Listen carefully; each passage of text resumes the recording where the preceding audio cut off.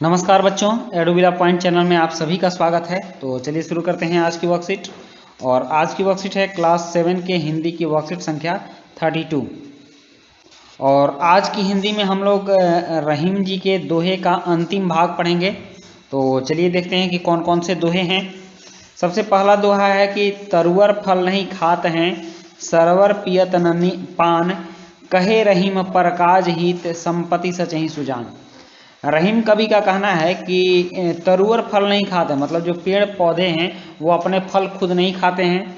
सरोवर पियत न पान, और जो सरोवर हैं अपने पानी को स्वयं नहीं पीते हैं, वो दूसरों के लिए ही पानी रखते हैं। और पेड़ पौधे फल जो देते हैं वो भी दूसरों के लिए ही देते हैं। कहे रहीम पर काज हित, रहीम कह रहे हैं कि दूसरे के काम के लिए, दूसरे के हित के लिए संपत्ति सजहि सुजान, जो सज्जन पुरुष हैं, सुजान का मतलब सज्जन पुरुष होता है, वह दूसरों के काम के लिए ही संपत्ति को रखते हैं। तो यहाँ प्रसंग है कि रहीम जी कह रहे हैं कि परोपकारी पुरुषों का महत्व बताते हुए कहते हैं कि जिस प्रकार पेड़ अपने फल स्वयं नहीं खाते, सरोवर अपना पानी स्वयं नहीं पीते, उसी प्रकार परोपकारी या सज्जन पुरुष दूसरों के भले के लिए ही अपनी संपत्ति का संचय करते हैं, अर्थात दूसरों की सहायता करने के लिए ही धन इकट्ठा करते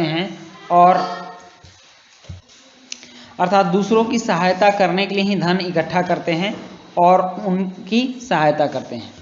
नेक्स्ट है अगला दोहा कि थोथे बादर क्वार के, ज्यों रहीम घहरात, धनी पुरुष निर्धन भय करे पाछली बात।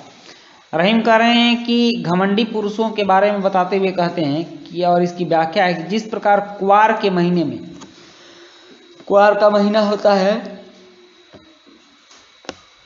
सितंबर अक्टूबर में, जब बारिश बीतने वाला महीना होता है तब उस महीने को क्वार, हिंदी महीना क्वार बोलते हैं उसको। तो उस महीने में बादल सिर्फ गरजते हैं, कभी बरसते नहीं। उसी प्रकार धनी पुरुष निर्धन हो जाते हैं तो अपनी संपत्ति के दिनों के सम्मान की बातें करते हैं कि मेरे बाबा के ज़माने में मेरे घर में हाथी रहा करते थे, मेरे दादाजी के ज़माने में नौकर चाकर रहा करते थे। इस तरह की बातें कह के वे डींग हाँकते हैं। वे अपनी वर्तमान स्थिति को सुधारने का प्रयास बिल्कुल नहीं करते हैं।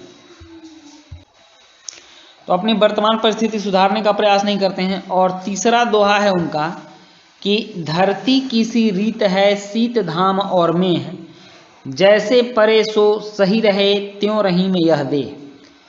प्रसंग है कि रहीम जी धरती की तुलना हमारे शरीर से करते हुए कहते हैं। इसकी व्याख्या है कि जिस प्रकार धरती सर्दी, गर्मी और बरसात के मौसम को जिस प्रकार वह होता है वह सह लेती है, मतलब गर्मी भी धरती सहती है, बरसात के मौसम को भी सहती है, धरती को भी सहती है, उसी प्रकार मनुष्य का शरीर दुख और सुख को या अच्छे या बुरे समय को सह लेता है। मतलब कि हमारा शरीर भी उसी लिए बना है कि हम दुख सुख या अच्छे बुरे के समय को सह लें। अब नेक्स्ट है, यहाँ कुछ प्रश्न दिए गए हैं। यहाँ 5 प्रश्न हैं कि सज्जन पुरुष की पहचान क्या है, क्वार के महीने में क्या होता है, धरती बादल शब्द के 3-3 पर्यायवाची शब्द लिखिए, और रहीम जी ने धरती और हमारे शरीर में क्या समानता बताई है उसको बताइए। और परोपकार का अर्थ है दूसरों की सहायता करना। तो बच्चों, क्या आपने कभी किसी का परोपकार किया है, विस्तार से लिखिए। तो चलिए अब इन प्रश्नों के उत्तर लिखते हैं। प्रश्न 1 है कि सज्जन पुरुष की पहचान क्या है। तो इसका उत्तर है कि सज्जन पुरुष परोपकारी होते हैं। वे धन का संचय दूसरों की सहायता के लिए करते हैं। दूसरा है कि क्वार के महीने में क्या होता है। तो उत्तर है कि क्वार के महीने में बादल सिर्फ गरजते हैं, बरसते नहीं हैं। नेक्स्ट तीसरा प्रश्न है कि धरती बादल शब्द के 3 पर्यायवाची शब्द लिखिए। तो धरती का पर्यायवाची हो गया धरा, पृथ्वी, धरणी, और बादल का पर्यायवाची हो गया मेघ, घन और जलधर। नेक्स्ट है प्रश्न 4 कि रहीम जी ने धरती और हमारे शरीर में क्या समानता बताई है। तो उत्तर है कि रहीम जी ने धरती और हमारे शरीर में समानता बताई कि जिस प्रकार धरती सर्दी, गर्मी और बरसात को सहन करती है, उसी प्रकार हमारा शरीर भी सुख और दुख को सहन करता है। और 5वां प्रश्न है कि परोपकार का अर्थ है दूसरों की सहायता करना। बच्चों, क्या आपने कभी किसी पर परोपकार किया है, विस्तार से लिखिए।